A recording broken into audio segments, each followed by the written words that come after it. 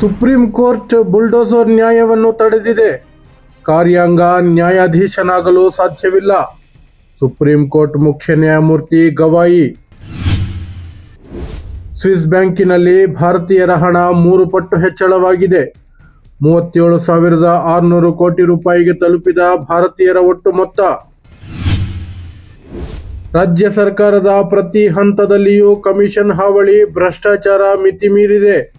ಕೇಂದ್ರ ಸಚಿವ ಎಚ್.ಡಿ. ಕುಮಾರಸ್ವಾಮಿ ಆಕ್ರೋಶ.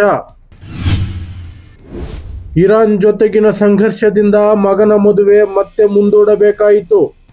ಇಸ್ರೇಲ್ ಪ್ರಧಾನಿ ನೆತನ್ಯಾಹು ಹೇಳಿಕೆ ವಿರುದ್ಧ ಭುಗಿಲೆದ್ದ ಜನಾಕ್ರೋಶ. ತಾಯಿ ಸಾಲ ಕಟ್ಟಿಲ್ಲ ಎಂದು 7 ವರ್ಷದ ಬಾಲಕಿಯನ್ನು ಕರೆದೊಯ್ದ ಮೈಕ್ರೋ ಫೈನಾನ್ಸ್ ಸಿಬ್ಬಂದಿ. ಮೈಸೂರಿನಲ್ಲಿ ಕೇವಲ 1,280 ರೂಪಾಯಿಗೆ ದೌರ್ಜನ್ಯ.